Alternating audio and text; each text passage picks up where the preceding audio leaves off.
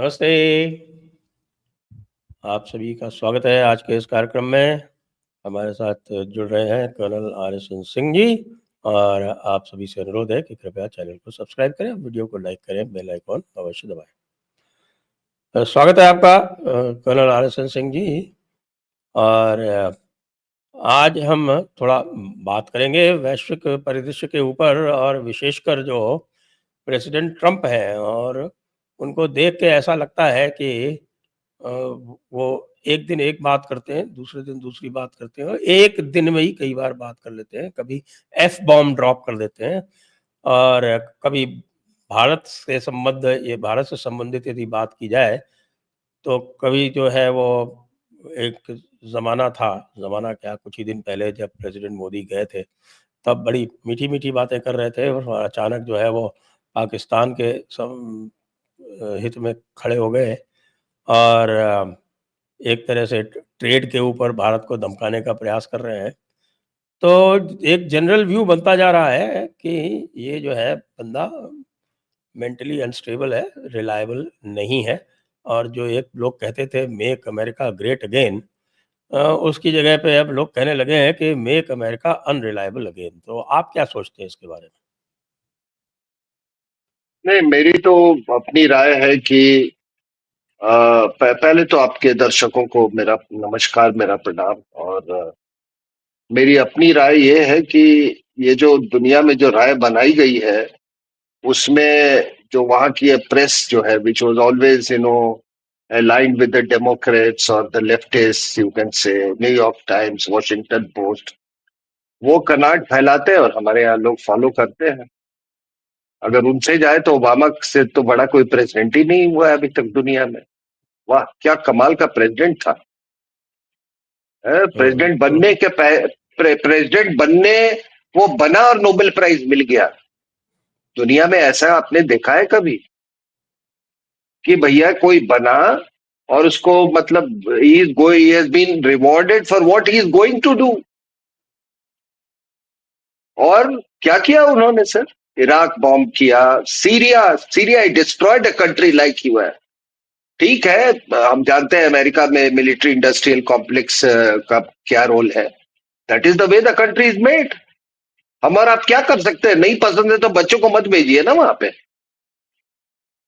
हम तो सब जानते हैं ये कि वहां का आर्म्स माफिया, ऑयल माफिया। लेकिन ये ओबामा जो पहला आदमी था जो कि belong to the pharmaceutical mafia. और जब कोविड की जब बात आती है तो हर बार सुई इसी आदमी की तरफ जाके अटक जाती। और हमको भी मालूम है कि इसकी फंडिंग की जरूरत, लेकिन ओबामा बड़ा प्यारा लगता था लोगों को यहाँ पे। क्योंकि हमारे यहाँ क्या है ना सर कि एक हम तो ट्रांसफर ऑफ पावर वाले प्रोडक्ट है ना। एक तरह से टाई पहनेगा, एक तरफ से ये करेगा, एक तरफ से अंग्रेजी बोलेगा, एक तरफ से वो बोलेगा। वो जो आपके टेम्पलेट में फिट कर गया वो बहुत बढ़िया आदमी है।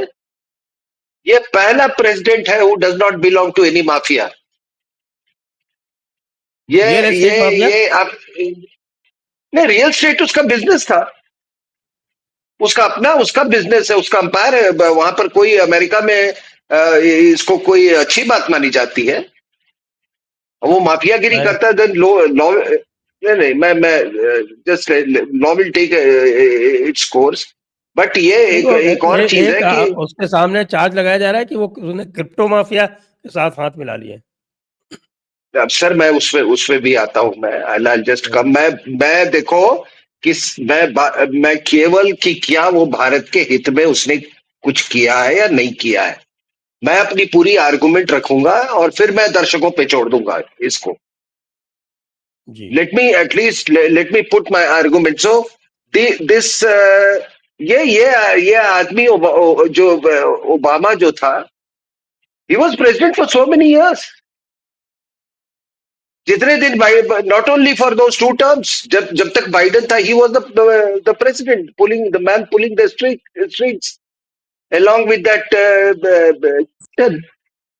क्लिंटन और लेविंस्की अफेयर पर तो आप वो तो अरे यहाँ पर लोग बड़े खुश थे। क्योंकि हमारे यहाँ भी लोग कुछ ऐसे ही मिजाज के होंगे ना, वो मिजाज वाले लोग बहुत खुश थे। हम्म। जी। इतने खुश है कि आज भी यूनिस जाके, मतलब अब आप देख रहे हो ना कि यूनिस को बैठाया, he still calling the shots.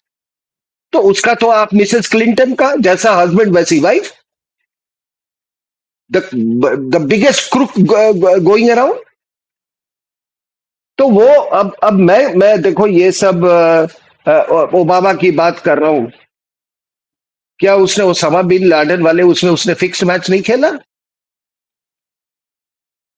उसकी अपनी जो इलेक्शन कैंपेन हुई थी, वो कहां से इसकी फंडिंग हुई थी?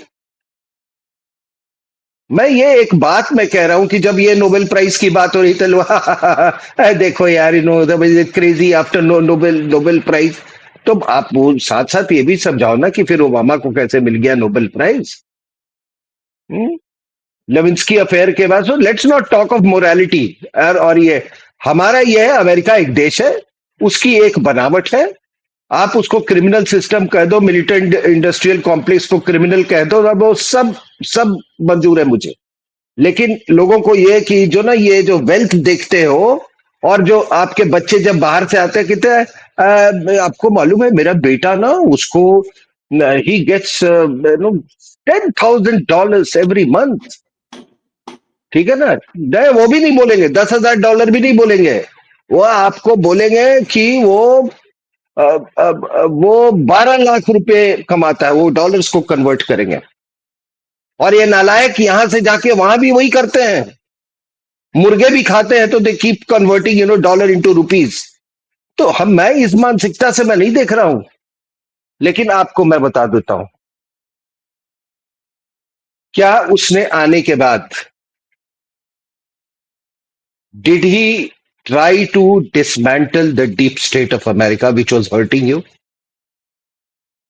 अब आप कहेंगे कि हाँ, वो भी उसका भुक्तभोगी रहा था, उसका शिकार रहा था, इसलिए उसने किया।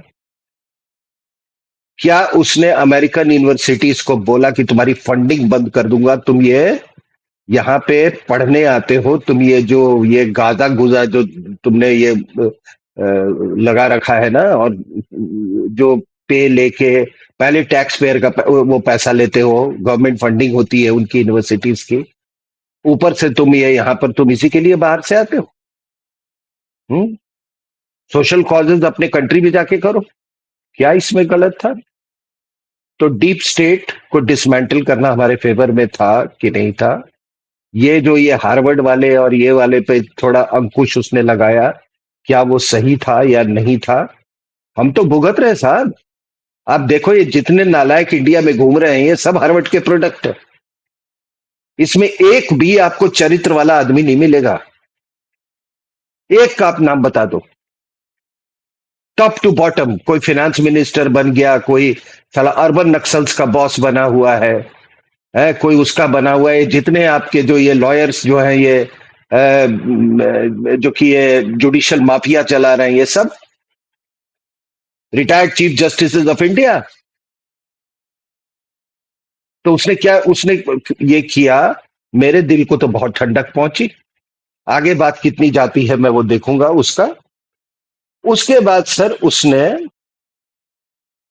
अब मैं आता हूं आपको, ये दो तीन चीजें जो उसने की हैं अपने फर्स्ट टर्म में। उसने जाते जाते एक तिब्बत पॉलिसी सपोर्ट एक्ट 2020 वो इनिशिएट करके गया। ये एक बाईपार्टीसन बिल, मतलब ये दोनों सदनों से दोनों पार्टियों ने ओवरवेलमिंगली इसको पास किया, कांग्रेस और सीनेट में। वो बिल क्या कहता है? वो कहता है कि only Dalai Lama has the authority, right oblique authority to choose his successor. अगर अगर ऐसा नहीं होता है, and the state of China अगर उसकी सक्सेसर को चूज करती है, तो चाइना के ऊपर में सैंक्शंस लगाए जाएंगे। ठीक है सर? और उनके एसेट्स फ्रीज कर दिए जाएंगे। और their entry to US will be denied. ये बहुत बड़ी बात है सर, and this is going to happen sooner than we expect. Dalai Lama will certainly pass away. He's not going to live here forever. Nobody has. और वो successor का मामला होगा और वो अपना सक्सेसर चूज करेंगे। तो आने वाले दिनों में देखिए इसका क्या होता है। American will be bound by this law. तो ये भारत के फेवर में था कि नहीं था सर। अब मैं आपको ये कहता हूं, ये उसके बाद अपने फर्स्ट टर्म में उसने अब्राहमिक अकॉर्ड्स इनिशिएट किए थे सर। ठीक है सर, बाद में साइन हुआ। अब इस अब्राहमिक अकॉर्ड्स में कौन कौन था? यूएई, बहरीन, इजराइल, और बाद में मोरक्को और सूडान ने इसको साइन किया। ये अपने आप में एक बहुत बड़ी चीज है। इट इज वेरी इवोकेटिव, ये नाम जो है अब्राहमिक अकॉर्ड्स, कि भाई सब हम ये पूरे इब्राहिम से निकले हुए ये लोग थे। आज मैं एक पढ़ रहा था, एक पायलट जो कि अभी इस मिशन में पार्ट लिया था, दिस बॉम्बिंग ऑफ ईरान में, इजरायली पायलट, और वो कह रहा था कि he has described किस तरीके से he flew over Syria and Iraq, and फिर यूफ्रेटिस रिवर उस पर आया।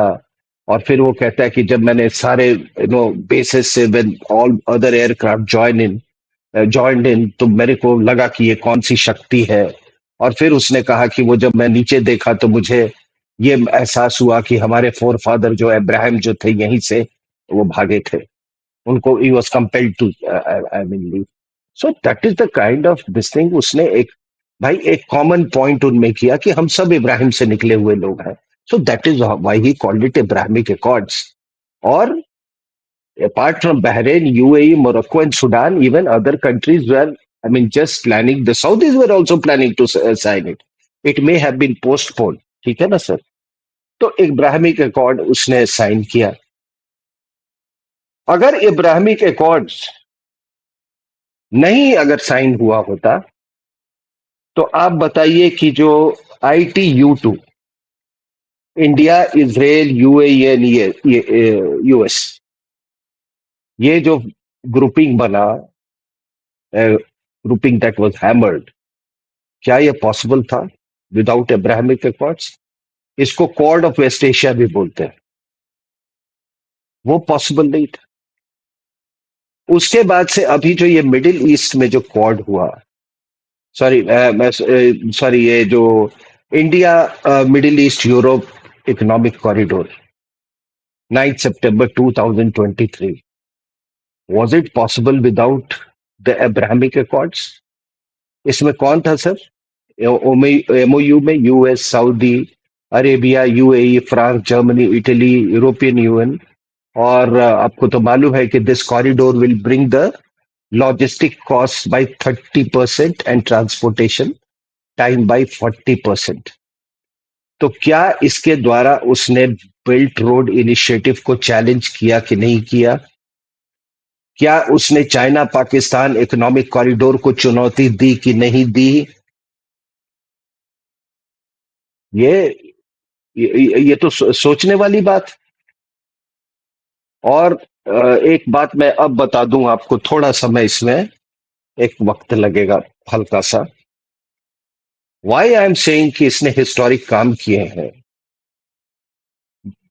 जब सेकेंड वर्ल्ड वॉर खत्म हुआ तो दो देश बने, artificial sorry two countries they created. I won't say Israel was an artificial country, जो इसको ऐसा कहना चाहते कह सकते, लेकिन एक पाकिस्तान आर्टिफिशियल कंट्री बना और एक इजराइल बना। पाकिस्तान जो ग्राउंड इंपेरेटिव्स थे या लैंड इंपेरेटिव्स थे या टेरिटोरियल इंपेरेटिव्स थे, सोवियत यूनियन को रोकने के लिए, कम्युनिज्म को रोकने के लिए, उसके लिए पाकिस्तान क्रिएट किया गया था। तो सबको मालूम है, हम डिस्कस भी कर चुके हैं इसके बारे में। और उसके साथ उनको गिलगिट बाल्टिस्तान का भी बहुत जरूरी था, इसलिए they wanted Kashmir to go to Pakistan, if not whole of Kashmir definitely Gilgit Baltistan is such, ये फिक्स्ड मैच खेला गया। ये जियो स्ट्रेटेजिक इंपेरेटिव हमारे नेताओं को सबको मालूम था, और उन्होंने दे प्लेड बॉल, चाहे वो गांधी जी हो या नेहरू हो, कोई सबको ये जियो स्ट्रेटेजिक इंपेरेटिव मालूम था। वो बेवकूफ लोग मतलब इतने बेवकूफ नहीं थे, बट दे प्लेड बॉल। और उधर क्या हुआ सर कि इसराइल क्रिएट किया गया। जियो स्ट्रेटेजिक रीजन यहां लैंड का फैक्टर था, मतलब टेरिटोरियल वो था, और उधर था मैरीटाइम इश्यूज। मैरीटाइम इश्यूज इसलिए क्योंकि सुएज कैनाल पर अपना वर्चस्व ब्रिटेन बनाए रखना चाहता था। उसके अभी भी यहां पे बहुत सारे स्ट्रेटेजिक इंटरेस्ट थे। उसको इस बात का डर था कि ये जो क्रूशियल जो ये मैरीटाइम लिंक जो है between Mediterranean and the Indian ocean, उसका एक तरीका यही है कि इस पूरे उसमें आपने एक कंट्री वहां पर बिठा दो, और वही हुआ जिसका डर था। और जब हम इसकी बात करते हैं ना, जब अभी पूरा ये कॉन्फ्लिक्ट इजराइल ईरान कॉन्फ्लिक्ट है, you see that there are all water bodies involved. There is the Suez canal. आप तो उस फील्ड में रह चुके हैं। you have the Mediterranean, you have the Suez Canal, you have the Red Sea, and you have the Persian Gulf. तो उसके लिए बहुत जरूरी था। और आज भी वही, these are the factors which are जो कि पूरी जो रीजन की जो जियो पॉलिटिक्स है उसको वो डिक्टेट कर रहे हैं। तो जो हुआ, मैंने कहा जो डर था वही हुआ 56 में। नासिर ने नेशनलाइज कर दिया उसको। जब नेशनलाइज उसको कर दिया, ये सुनना बहुत जरूरी है, थोड़ा सा पेशेंस रखिएगा इस पे, कि जब नेशनलाइज कर दिया, then Britain, France and Israelis, they got into a pact, secret pact, और वो जाके उसको कब्जा जमा लिया वहां पे। अमेरिकन आग बबूला हो गए, कहते यार तुमने हमसे बिना पूछे ऐसा कैसे कर दिया, ये तो सोवियत यूनियन को तुम न्योता दे रहे हो, अब वो इस रीजन में आ जाएंगे।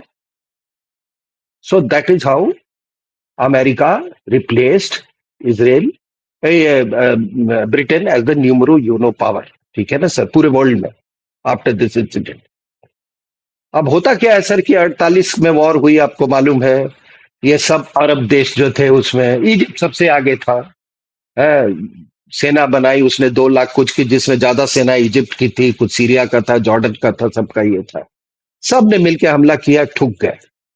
जो पार्टीशन प्लान में इसराइल को मिला था उसका एरिया और लूट कर गया। फिर ये 56 का मैंने जिक्र किया, उसके बाद युद्ध के बाद और लूट कर गया उसका एरिया। उसके बाद 67 में 6 डे वॉर हुआ जॉर्डन रिवर के ऊपर में, कि भैया इन्होंने पानी डाइवर्ट कर दिया, तो कहा कि ठीक है, तो इन्होंने गोलन हाइट ही कैप्चर कर दिया और पूरी इजिप्शियन एयरफोर्स ग्राउंड पे खत्म कर दी, लेके एरिया और बढ़ गया। उसके बाद सर आया 73 में, सदात ने कहा कि एक ही तरीका है ये जो लॉस्ट जो हमारी टेरिटरीज है उसको लेने के लिए, मिलिट्री की बड़ी जबरदस्त तैयारी की, किया, सक्सेस भी मिला पहले 10 दिन। The fortunes of war changed, और फिर इजराइल कॉम्प्रिहेंसिवली डिफीटेड देम।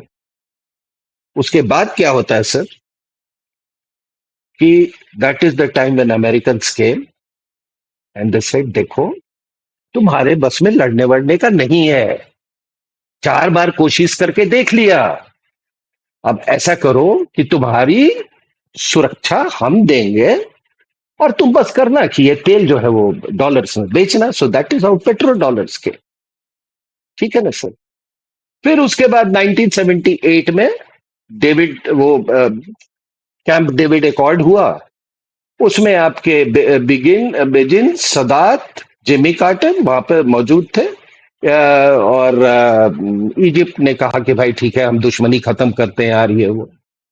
तो इसराइल ने कहा चलो, जो सबसे बड़ा दुश्मन था अरब का वो उसने ही खत्म कर दिया, तो अब हमको क्या करना है। तो उसके बाद इन्होंने सदात वाज असैसिनेटेड आल्सो, कि इसने अरब कॉज को ये कर। But to cut the story short, उसके बाद से सर आता है द ईयर कॉल्ड 79। अब इन्होंने हथियार डाल दिए तो अमेरिकन ने बोला कि अब देखो पैसा है तुम्हारे पास, तुम ऐसा करो, ये पैसा पाकिस्तानियों को अब दो, तुम अपने यहां से वहाबिज्म को भेजो, उसको फंड करो, एक जिहादी मशीन तैयार करते हैं। और वो सोवियत यूनियन फोर्सेस के खिलाफ उन्होंने, उस समय ब्रेजनेस्की था जिमी कार्टर का नेशनल सिक्योरिटी एडवाइजर, पर उसने कहा जाके जिमी कार्टर को देखिए, हमने प्रोवोक करके सोवियत यूनियन को ले आए हैं अफगानिस्तान के अंदर में। Now I have got this Brzezinski book, I have given you your Vietnam. तो 79 टू 89 सर ये सुन्नी वॉर मशीन जो है, जिहादी मशीन चलती रही। American American weapons, Saudi money, और बाकी जो लॉजिस्टिक्स और ट्रेनिंग एक्सेट्रा है, जो इंडोक्ट्रिनेशन बाय द पाकिस्तानीज। तो सर ये 79 और 89 के बीच में ऊपर वाले अरब पोर्शन में क्या हो रहा था, that is Iran, Syria, Iran, Iraq, Syria, इसमें क्या हो रहा था? वहां पर लाके इन्होंने खुमैनी को बैठाया। और खुमैनी अभी तो डिक्लासिफाइड 1963 ये डॉक्यूमेंट्स आया है कि Khomeini was in touch with the CIA since 1963। Shah unpopular हो रहे थे, इन्होंने कहा यार इसको जाने दो, इस मुल्ले को ले आओ। उसको फ्रांस से उठा के ले आए, वहां पर वो बैठा हुआ था, वहां जगह मिली थी, आज भी इसका भतीजा वहीं पे है। तो उसमें वहां पे इसको लाए, कहा यार इससे कोई खतरा वतरा है नहीं ये ना, but he is the best bet, मतलब कम्युनिस्टों को डील करने के लिए किया भी इसने।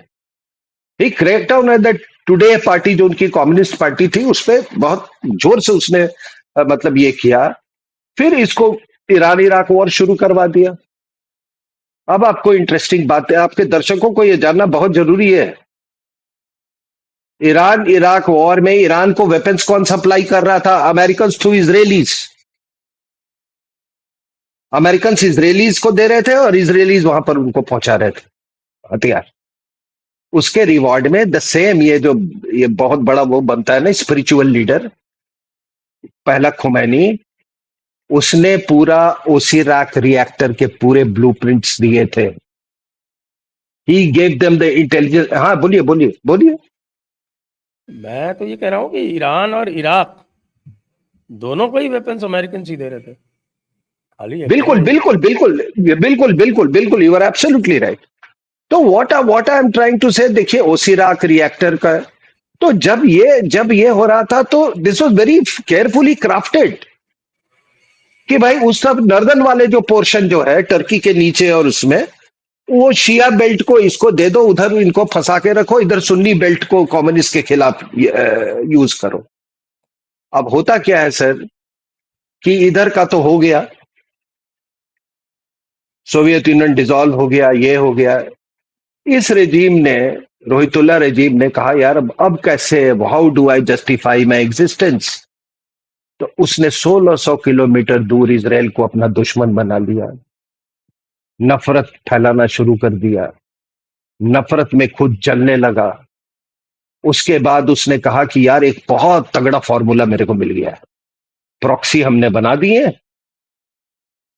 बैलिस्टिक मिसाइल्स हमारे पास आ रहे हैं, न्यूक्लियर वेपन्स हमारे पास होंगे, दुनिया का कोई ताकत हमको कुछ नहीं कर सकता। और जब से मैं इस फील्ड में हूं, now it is almost, you know, I left RANW, और आज मेरे को 25 साल हो गए।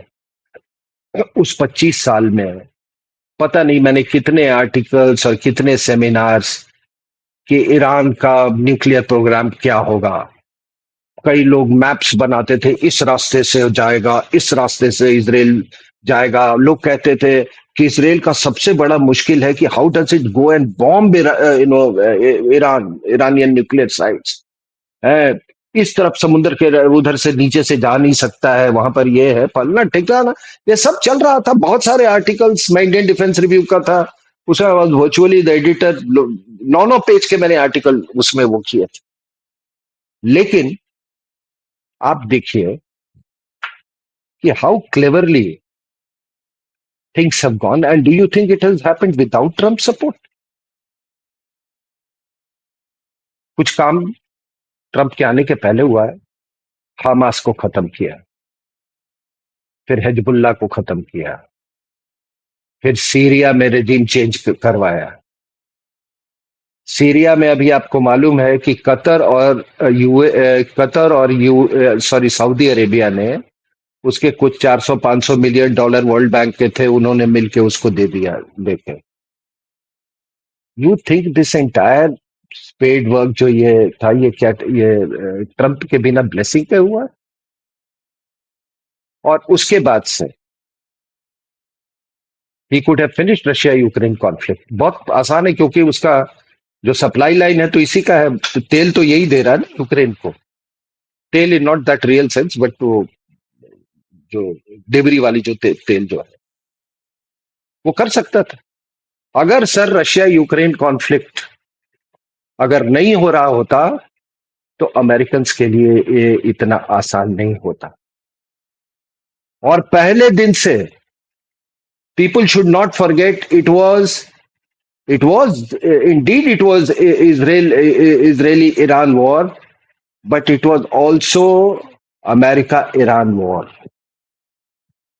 आप उसके उसने कह दिया था कि भाई देखो हमारे पास ऐसे ऐसे हथियार है कि तुमको तबाह कर देंगे, मान जाओ। तेहरान को बोला कि इवैक्यूएट करो, हम कार्रवाई करने जा रहे हैं। तो कौन का, क्या इजरायली आके बॉम्ब करेंगे कि अमेरिकन आके बॉम्ब करेंगे? So the American very much there in the war. और ये जो 8-9 जो बेसेस है वहां पे है, तो कोई 19-20 बेस टेम्पररी छोटे मोटे, बट 8 मेजर बेसेस हैं। ये सिक्योरिटी आर्किटेक्चर को वो उसने बढ़ावा दिया या उसको घटाया इसने? He just only last to last month he went on a trip to Middle East, और यूएई, सऊदी और बहरीन का उसने टूर किया। And he promised UAE, Qatar and Saudi का नहीं, उसने $2 ट्रिलियन का वो डील साइन करके आया। तो उसको नहीं मालूम था कि ये तो they will this money will go into the sink अगर हमने इसको प्रोटेक्शन नहीं दिया है इसको। तो अब इसने क्या किया है सर, कि जो अनफिनिश्ड टास्क जो था 89 से लेके अभी तक, it is he who has finally done, मतलब कुछ उसका सोल्यूशन निकाला है उसने। ऐसा नहीं था ओबामा ने नहीं ट्राई किया था। Obama created the ISIS. उसने कहा कि यार ये ईरानियन प्रॉक्सीज को डील करने के लिए एक ही है कि इतना तगड़ा एक सुन्नी प्रॉक्सी बनाओ कि साला इन सब का तबाह कर दे, लेके हथियार एकदम हम देंगे सबको। तो उसने अलकायदा इन इराक को बना दिया आईसिस। तो उसने भी किया था कोशिश, उसने भी किया था, लेकिन इसकी कोशिश ज्यादा कामयाब हुई है सर। और अब क्या है कि सब चीज हम लोग बात कर रहे हैं कि पोस्ट सिनेरियो में क्या होगा। देखिए जिस तरह से इस्लामिक वर्ल्ड में बदलाव आ रहे हैं, जिस तरह से हदीसों को निकाला जा रहा है, कुरान को रिवाइज करने की बात कर रही है, बुरका को हटाने की बात कर रहा है, यूए में मंदिर बन रहे हैं, नियोम सिटी बन रहा है, ये इब्राहिमिक अकॉर्ड्स वहां पे हुए हैं। तो ये बदलाव जो है, अब ये बदलाव तो उधर भी जाएगा। अब कह रहे हैं लोग कि रिजीम क्या होगा, उसमें रिजीम बदलेगा कि नहीं। कुछ सुना है क्या? खोमैनी है भी कि नहीं है? वहां पर तो स्टेट टेलीविजन में डिस्कस हो रहा है सर ईरान में कि खोमैनी। हाँ जी जी। ये अभी जो डिस्कशंस हो रहे हैं, और जैसा कि पेंटागन की इंटेलिजेंस ने भी बताया, जिसको सुन के ट्रंप भड़क गया कि साहब की वो जो एनरिच्ड यूरेनियम जो इन्होंने बनाया हुआ था, जो 60% प्लस वाला है, जिसको 90% प्लस बनाने में ज़्यादा टाइम ही लगता है, और उसका करीब 480, वो कह रहे वेपन ग्रेड यूरेनियम करीब 480 किलो जो है, वो उन्होंने जहाँ छुपाया था, कुहे कोलांग नाम की जगह है, कुहे कोलांग, वो आपके जो ये फोर्दो वाला है, वो फोर्दो से थोड़ा वेस्ट में पड़ता है कुहे कोलांग।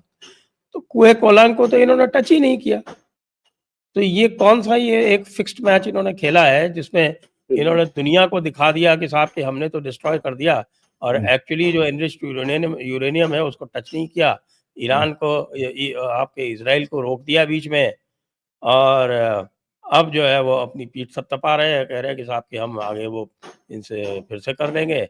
और खमेनेई का आप सही कह रहे हैं, उसका पता नहीं है, लेकिन उसके कोई मरने की भी खबर नहीं है। तो जैसा कि ये होता है इन मुल्लाओं के साथ, ये तो वापस जिंदा होके आ जाएगा। हालांकि ये मैं वो जरूर है देखता कि हूँ इसमें अभी वो इसमें एक देखिए सर। एक नुकसान जो है वो पाकिस्तान को जरूर होगा, वो मैं मानता हूँ नहीं नहीं, कि अगर मैं खमेनेई उस पे को भी पकड़ा जाता मैं है। भी उस पे मैं उस पे भी आ रहा हूँ। आपकी सारी बातों का मेरे पास उत्तर है। देखिए क्या है कि वो लोग कह रहे हैं कि अभी असुरा का समय आई थिंक 5 जुलाई को है। उसमें उसका बड़ा एक ग्रैंड प्रेजेंस होता था। अब वो देखते हैं कि आता है कि नहीं, लेकिन वो छोड़ दीजिए। अगर जिंदा भी है और बिल में घुसा हुआ है तो ऐसे ही मर गया पॉलिटिकली। लोग सड़कों पे जो भी उनको कष्ट हो रहा है वो सफर कर रहे हैं, और यह आदमी बिल में अगर घुसा हुआ है, इसकी क्या इज्जत रहेगी। अब लोग कह रहे हैं कि भाई लोग सड़कों पर आए, सड़कों पर है, बॉम्ब्स गिर रहे हैं वहां पर, सड़क पर कौन आएगा भाई। थोड़ा लोगों का वो एक्यूमुलेट करने दीजिए ना, अब देखिए क्या होता है। लेकिन ये तो ऐसे ही खत्म हो गया। He is lost that moral standing. मेरे मेरे लिए तो वो ऑलरेडी मतलब मरा समान है। Every passing day that he if he is hiding, he continues to hide, he is finished. दूसरी बात क्या है, आपने जो बात उठाई है, मैंने आपका जो पॉडकास्ट भी सुना था, ये 480 किलोग्राम वगैरह का। देखिए ये जब JCPOA था, joint comprehensive plan of action, P5+1, उसमें रशिया और चाइना भी थे। उस समय भी ये बात थी कि ये जो ऑलरेडी एनरिच्ड यूरेनियम है उसका क्या होगा। तो रशिया ने बोला था कि हम इसको संभाल लेंगे, लेकिन ऐसी बात थी। लेकिन मैं आपको बात बता दूं कि कुछ चीजें जो है वो आपको कभी नहीं आएंगी।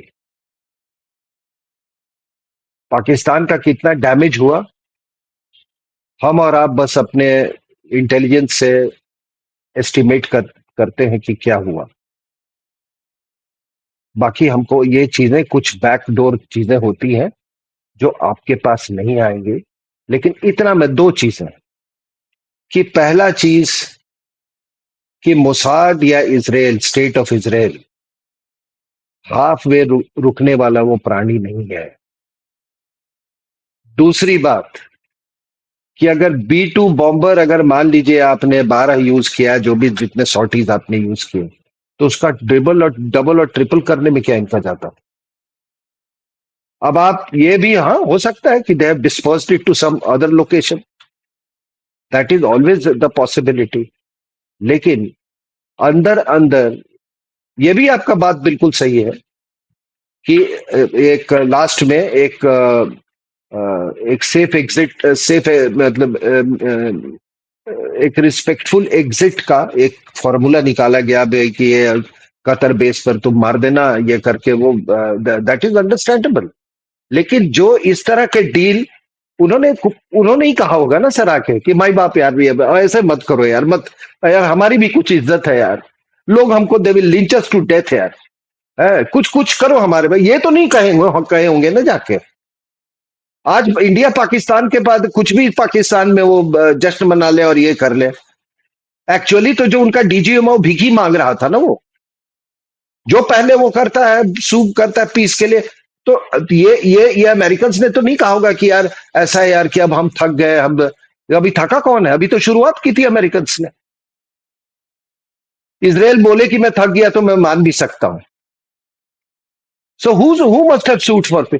तो जब आप कहते हैं कि भाई माई बाप बचा लो, तो क्या मतलब आप, मैं ये समझ लूं कि इतने बेवकूफ थे कि इन्होंने भी कहा होगा ना, बताया साले कि कहाँ है, sorry sorry for the language, बता बता तेरा एनरिच यूरेनियम कहाँ है। I don't buy it. इतना बेवकूफ नहीं है। और आज तो आप बोल रहे हैं ये जो जॉन रेडक्लिफ है सीआईए का हेड, उसका एक दूसरा स्टेटमेंट है, कहता है ये लोग, कहता है he use the word severely damaged. और मैं आपको बता दूं कि दीक्षित साहब, फक, फकरी, वो हाँ बॉस जी जी नाराज हो गया, बल्कि, ओके भाई, बॉस नाराज हो गया तो उसको तो मनाना पड़ेगा ना। नहीं ऐसा नहीं, अब वो बॉस तो ऐसे ऐसा ऐसे नहीं, है ऐसे नहीं। कि नरेंद्र मोदी जी के स्टेटमेंट के बाद भी रोज क्लेम करता है कि मैंने रुकवा दिया, मैंने ट्रेड की धमकी ऐसे दी और इंडिया पाकिस्तान का वॉर रुक गया।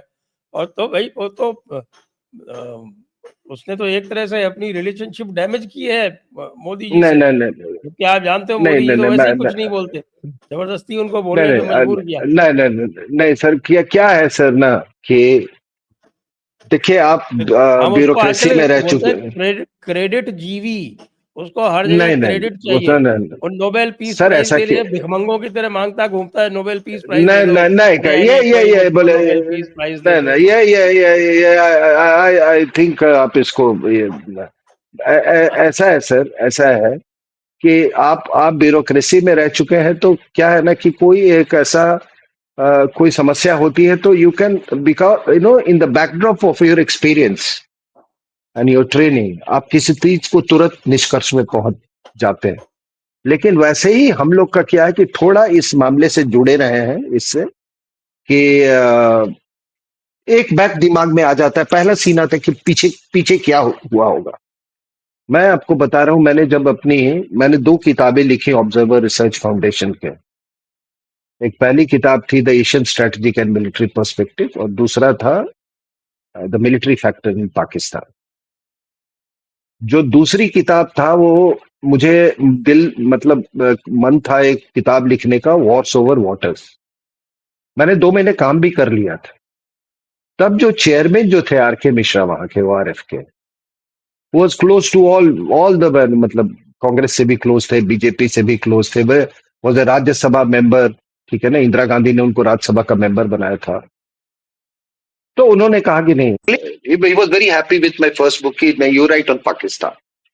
तो मैं बड़ा घबरा गया, मैं कहता यार सब तो पूरी दुनिया एक्सपर्ट है पाकिस्तान में, है भारत का कोई किसी से पूछ लो, is a anyway when I took that task, so he vetted it. और तब मैं किसी से पूछा भाई कि ठीक है ये वेटिंग तो कर रहे हैं, तो किसी ने कहा कि भैया जो कारगिल कॉन्फ्लिक्ट हो रही थी ना, एक तरफ कारगिल कॉन्फ्लिक्ट हो रही थी और एक तरफ आरके मिश्रा नियाज नाइक टॉक्स चल रही थी, 12 राउंड्स ऑफ टॉक्स। ठीक है सर। तो ये बैकरूम में क्या होता है, वो मैं I was associated with you know that पिरदवा इंसिडेंट जो हुआ था, जहां वो बीएसएफ वालों को मारा था। अंदर की बात क्या है, मैं कभी किसी को जिंदगी में बोल ही नहीं सकता हूं।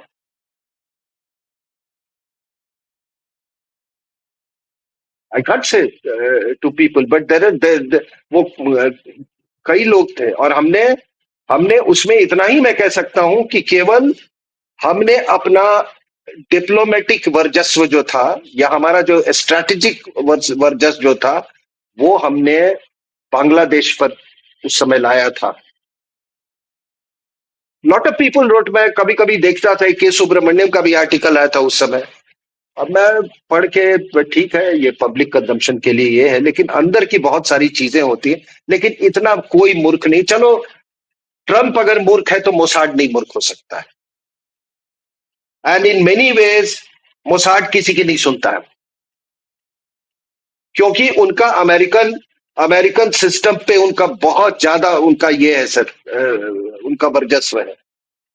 और आपको थोड़ा इसराइल और उसके बारे में बता दूं, ये आपको मालूम है कि ऐसे चार मतलब वो इनकी क्या मतलब, you know they are two but one.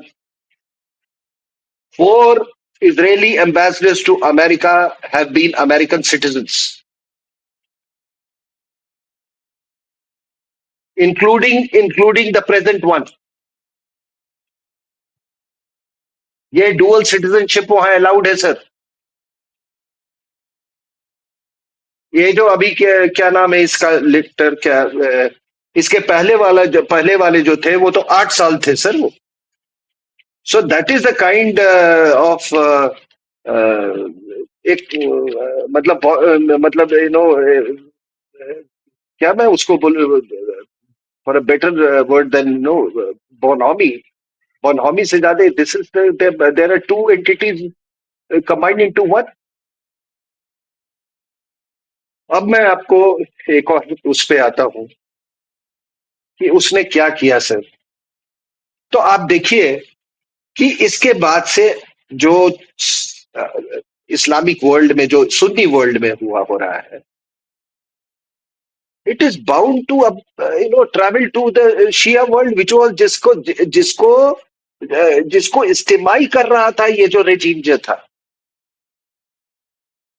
तो अगर मेरे उससे देखें, मुझे नहीं मालूम है कि ऑयल जाए क्या है, कौन माफिया है, कौन वो होता है। अमेरिका के बेसिस, अमेरिका बहुत बदमाश है, दादागिरी है, भरोसा नहीं कर। ये कोई सीरियस जियो पॉलिटिक्स का आदमी इस तरह से बात नहीं करता। मुझे मालूम है, मैं तो कहा बदमाश है, ये है, वो है, सब कुछ है। लेकिन जो कुछ भी हुआ है, फॉर वॉट एवर रीजन, अभी जो जियो पॉलिटिकल सिनेरियो है वो हमारे फेवर में है। अगर इस्लाम में जो ये चेंजेस आ रहे हैं उसका असर हम पर बहुत पड़ेगा सर। बेल्ट रोड इनिशिएटिव पर इसका असर पड़ेगा सर। एनर्जी रिकॉन्फ़िगरेशन के असर पड़ेगा सर हम पर। ये सब हमारे फेवर में है। और दूसरा, अब मैं आता हूं पाकिस्तान के बारे में। आप लोग कह रहे हैं कि एंटी इंडिया, एंटी इंडिया, क्या एंटी इंडिया?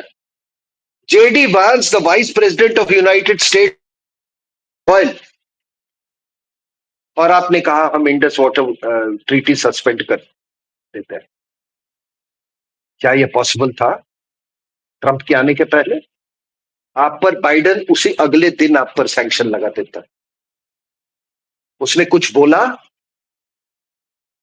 उसके बाद जब आपने ठोकना शुरू किया, उसके कुछ दिन तक भी ये ही kept his stands that we have got nothing to do with this.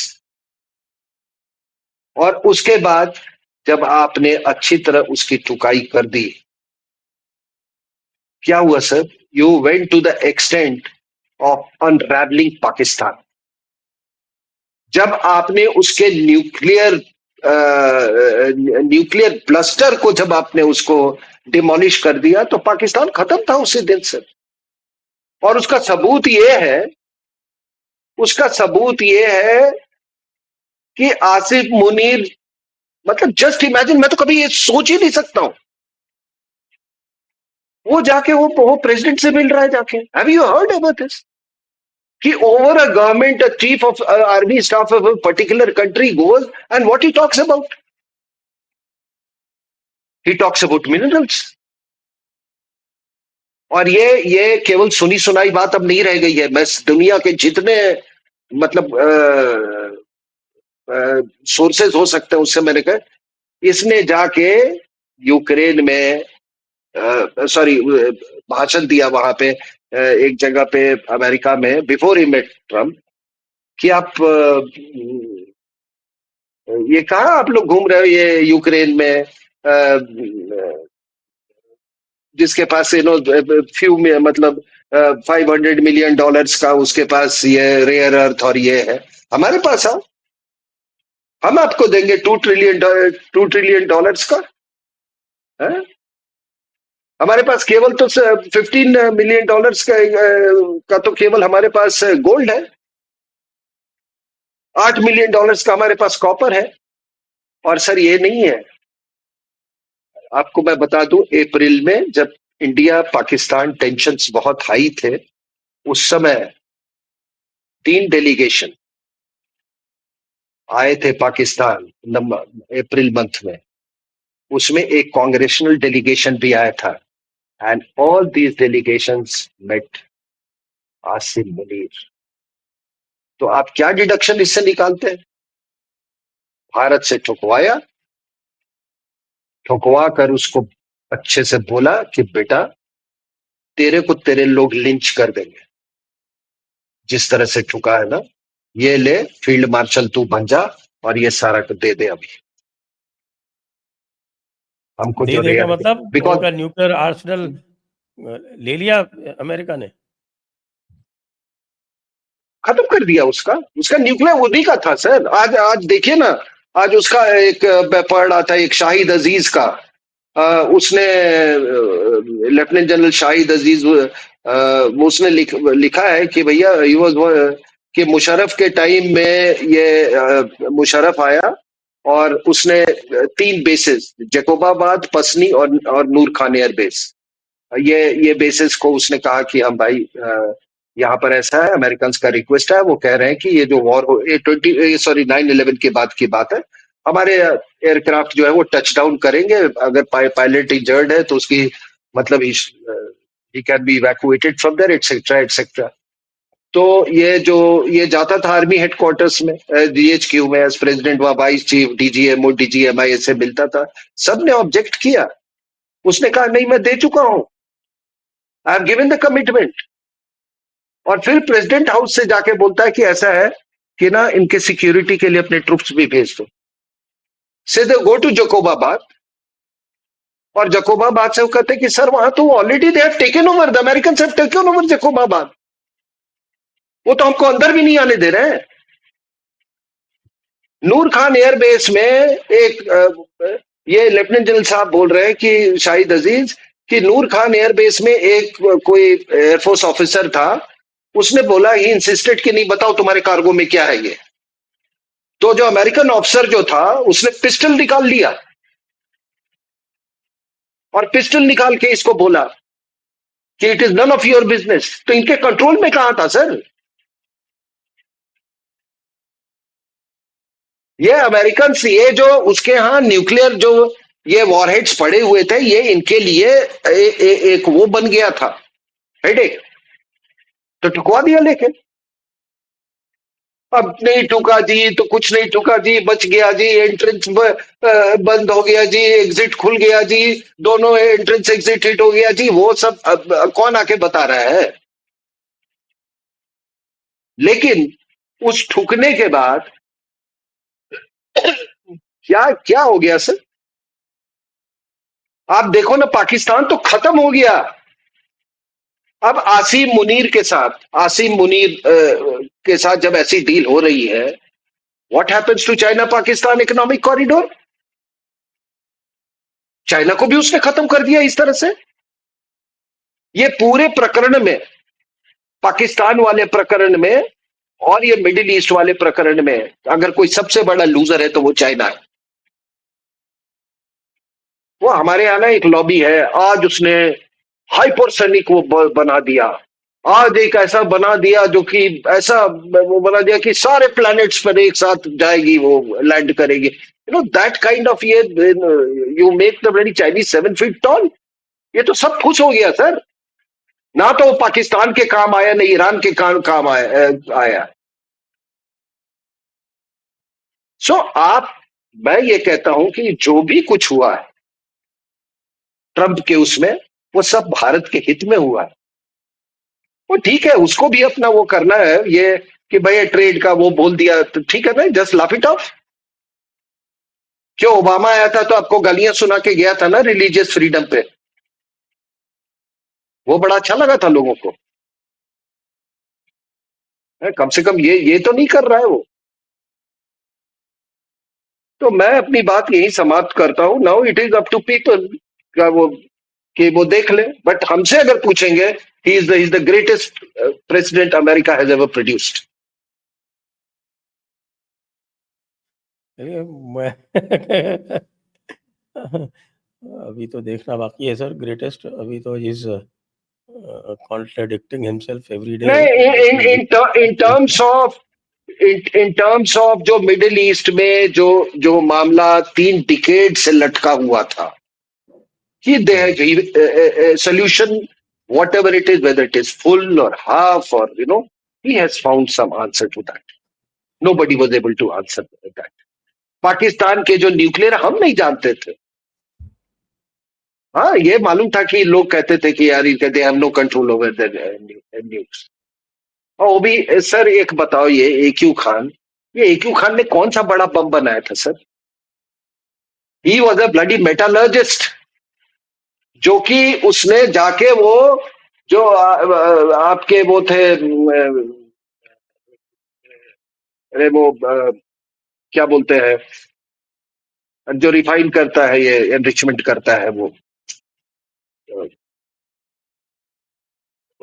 Technology लेके आया था वो। सेंट्रीफ्यूज वाली।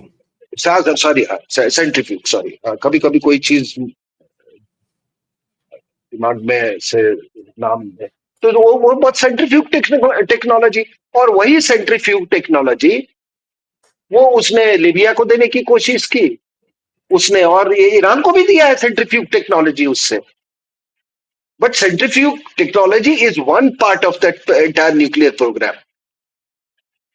ठीक है सर, उसके बाद बहुत सारे और चीजें, आप तो साइंस के मतलब डीप इनटू साइंस, आप तो जानते हैं इसमें। वो ऐसा कोई बहुत बड़ा वो नहीं था सर। चोर कभी साइंटिस्ट नहीं हो सकता है।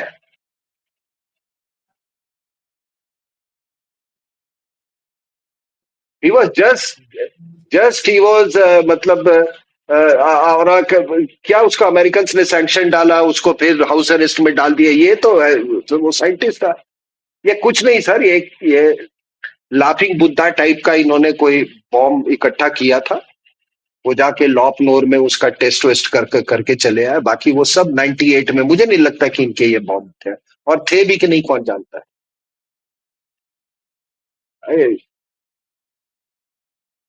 But this Trump has totally unravelled. अभी पाकिस्तान के अंदर में आपको मालूम है, ये शहबाज शरीफ वगैरह, I mean they have been made pygmies by this one officer. तो अब यहीं पर विराम देते हैं। सभी दर्शकों को बहुत बहुत धन्यवाद। और दर्शकों, एक मत प्रस्तुत किया आपके सामने कर्नल RSN सिंह जी ने, तो आप अपनी टिप्पणियां अवश्य दें। सभी दर्शकों को बहुत बहुत धन्यवाद। कर्नल RSN सिंह जी को भी बहुत बहुत धन्यवाद। जय हिंद, जय भारत, वंदे मातरम।